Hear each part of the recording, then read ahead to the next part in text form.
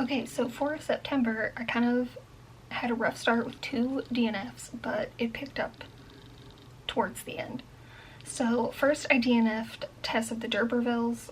I really liked it for the first like third of the book, but then it started to get pretty boring. And I'd actually tried to read this book once before. I listened to it this time, and I couldn't get through it then either. So I think this one was just not for me. Next, I also DNF'd The Raven Boys, which I think is the first in like the Raven Cycle series. It was like, I've kind of learned that I don't mind magical realism, but I need it to be like more of in like a period piece. Like I don't like contemporary magical realism. Like they mentioned Walmart in it, and I was like, I don't want to read about Walmart in my fantasy novels. So I didn't like that aspect, and the narration was just kind of silly. Like I don't know, just the voices and like the way some of the lines were being read just was not for me. Next I read Lamia, which is actually like an epic poem, not a short story like I thought it was. It was fine. I kind of had to go like read the plot synopsis afterwards just to make sure I understood everything because of the language. And it just, I don't even remember like when I added this to my TBR list, but it was fine. Next, I listened to, I think pretty much back to back. Maybe I read some other ones in between, but I listened to Emily Wilde's Encyclopedia of Fairies and Map of the Other Lands, and I loved these. Just had, like I said, rough start to the month, and so when I started listening to this, I was like, yes, I am in it. Like, love it. I cannot wait for book 3. Next, I read Practical Magic. I actually like the movie better. I know that's like sacrilegious to say, but it was like weirdly spent too much time on like really mundane things, and then on like big climactic moments those felt really rushed. And I thought it was like way too long, and I know that there are more books, and I like the way the movie handled things better. Next, I listened to Circe. I heard really good things about this book. I thought it was beautifully written, but it was like too much happened in the same book. This one I thought this could have benefited from being like a series or a duology. Like it jumped in time too much. Yeah, it didn't really live up to the hype for me. Next, I read Two Twisted Crowns, which is the sequel to One Dark Window. It was just as good. I loved it. I bought these 2 books so that I can read them again in the future. I like that it also follows like different characters.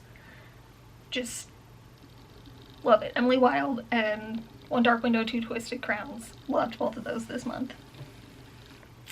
Next, I DNF'd Starless Crown. I got like a third of the way through it, and it was like you spent too long with too many characters right away. Like you didn't have enough time to like get to know the like you would just start to get to know a character and then you would switch, and so it was odd. I got about a third of the way through it and I got bored, so I just quit with that one. The last one I read for September is The Princess and the Goblin. Again, fine, classic 19th century fairy tale. I thought it ended kind of unresolved, but again, I'm interested in like stories that inspired more contemporary fantasy in general, or just books in general. So, you know, something from the 1800s that could have helped inspire like more modern fairy tales is something I'm interested in. So that was my book wrap up for September. All right, it's time for our October book wrap up. Again, this month I started off with kind of 2 DNFs and honestly a couple of what I would call a DNS, like a do not start. If I get like a couple chapters into a book or like 10-20 minutes into listening to an audiobook and I don't like it, I don't count that as a DNF because it's like you barely even got into it. Anyway, so I DNF'd Strange the Dreamer. This was another like YouTube recommendation. I know that's a popular one, and I really tried. I think I got like a third of the way through it, and I wanted to like it, and I was really interested at first, and then it just like fell flat for me and I got bored. I did, however, next listen to The Dark Descent of Elizabeth Frankenstein.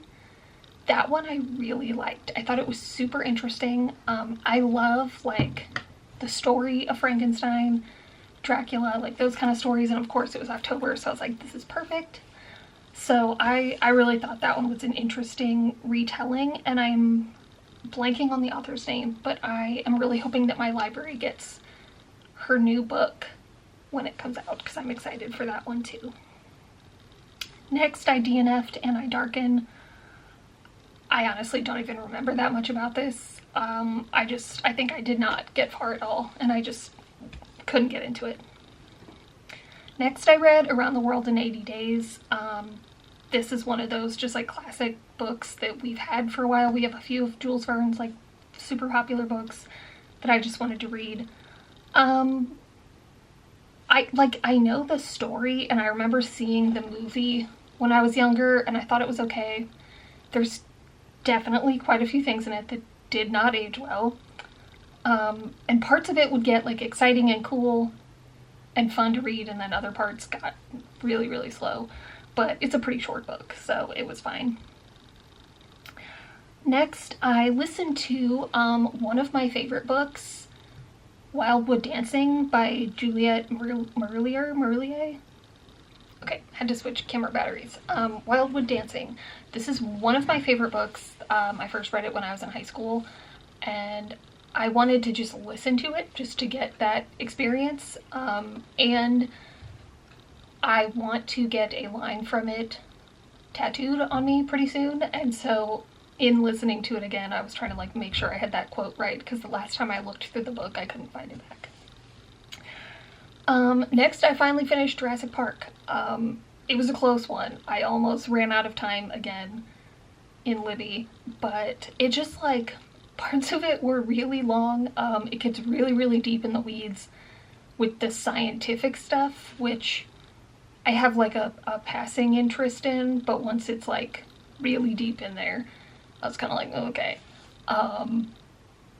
But yeah, I thought it was good. I was surprised by the ending compared to how it is in the movie, but yeah, I liked it. I thought there were scenes that I wish were in the movie because they were really cool. Next, I finished a book that I've been working on for a while that I've been reading in my office at work. It's a series called World of Art. It's more textbooky, that I got from like a textbook company that is just called World of Art, Black Art, and it's about the history of African American art.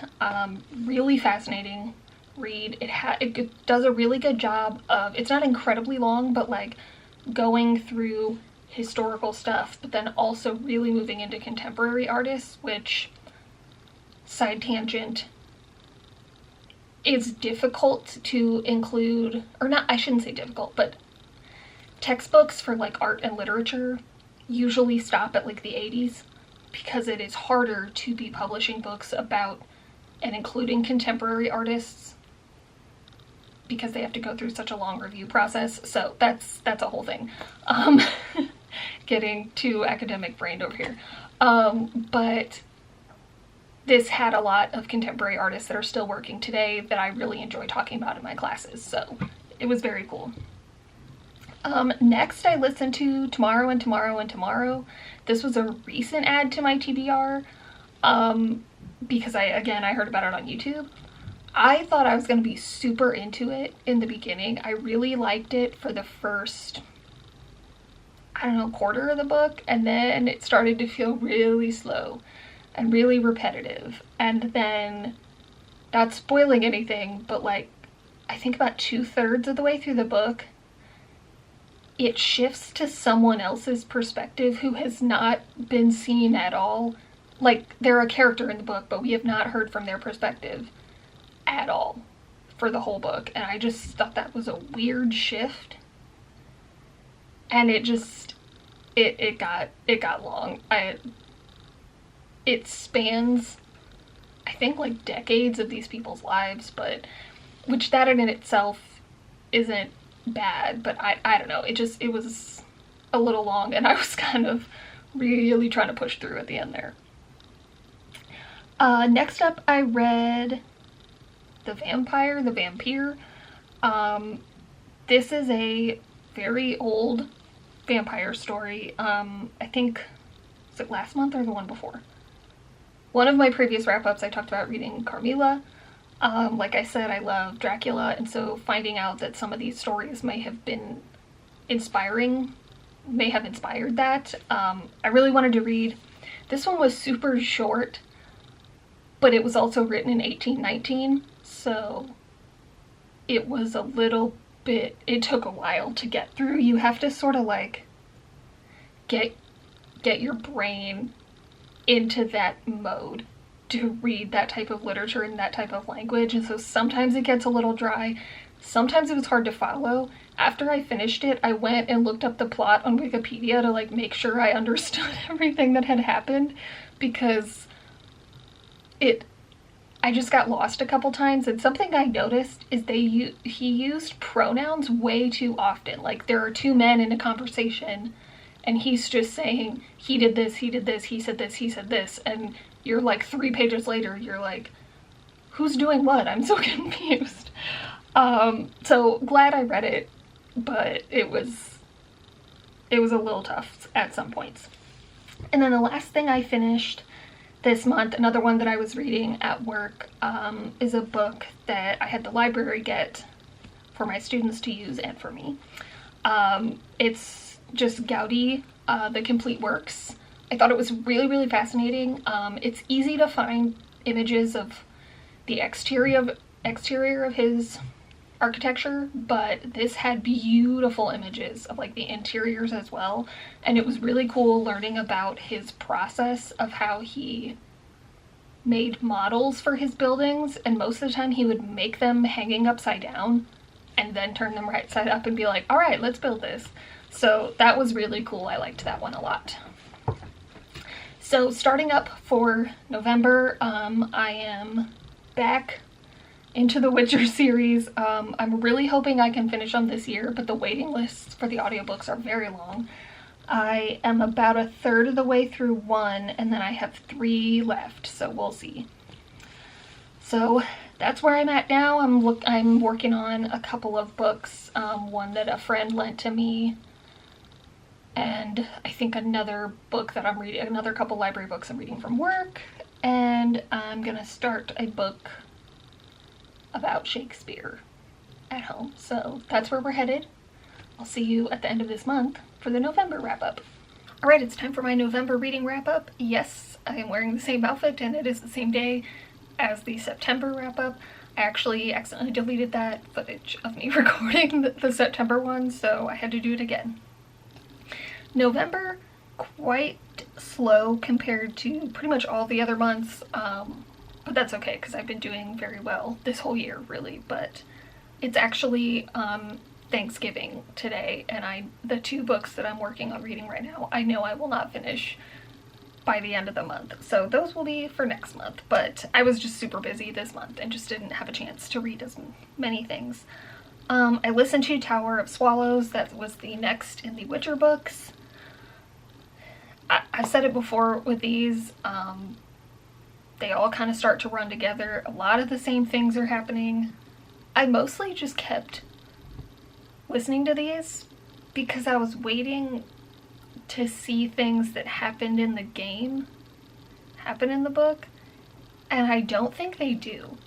So I've had a really rough time getting through this. I found myself like zoning out a lot, but I was determined to finish it, and I did, but it wasn't great.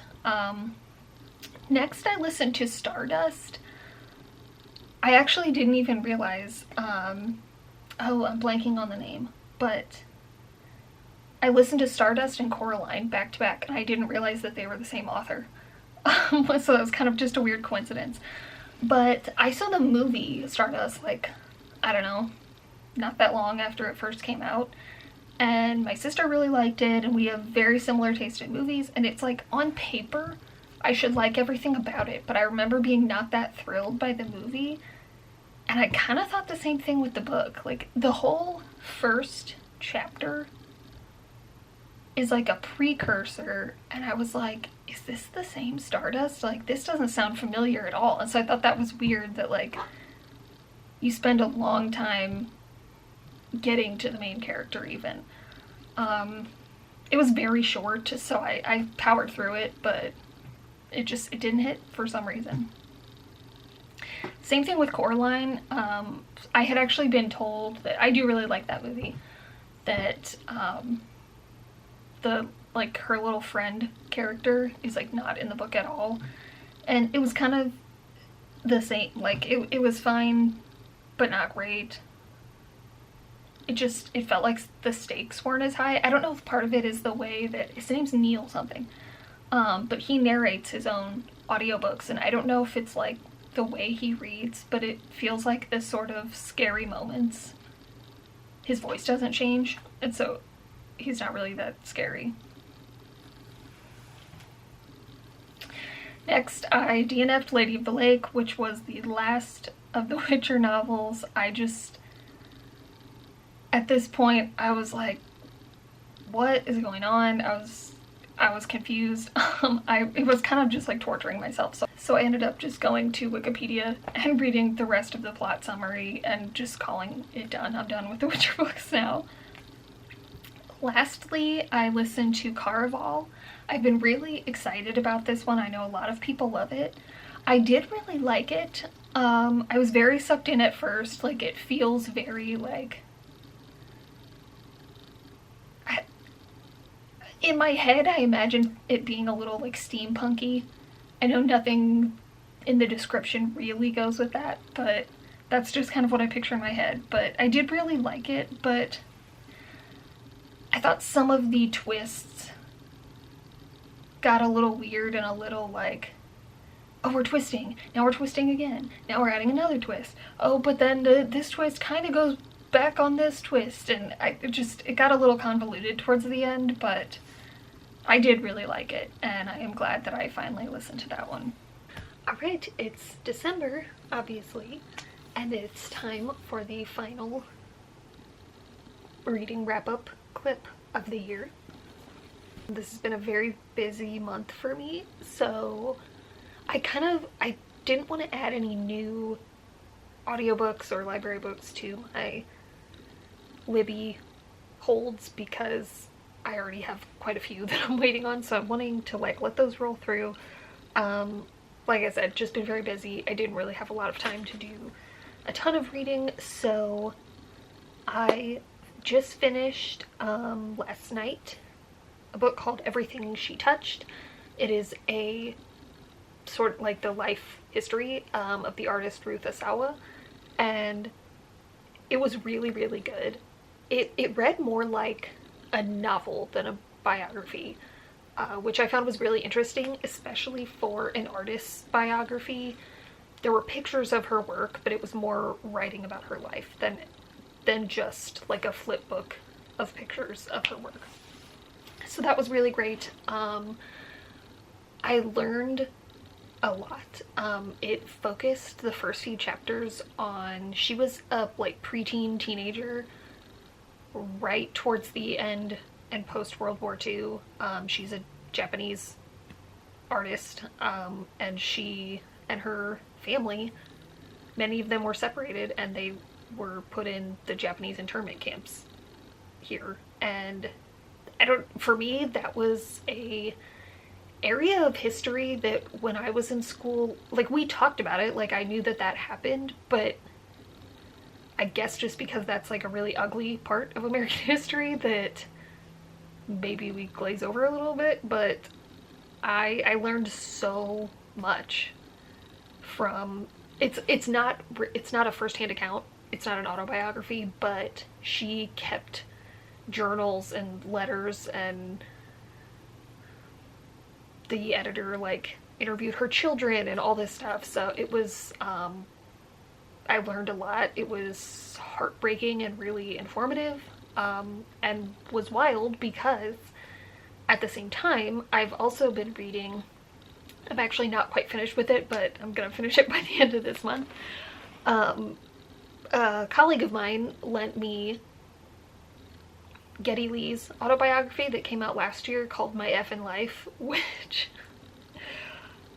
as somebody who writes music, I find it funny that I don't really like his writing style. He swears in it some, but he says effin' a lot, like spelled out, and I don't know, his writing style it's a little too conversational. It's not my favorite. But something I thought was really wild was while I was reading this book on Ruth Asawa, there was also a section, Geddy Lee is the lead singer of Rush, if you don't know. He is Jewish, his family is from Poland. It's been about a week since I read that chapter. I'll have to double check that.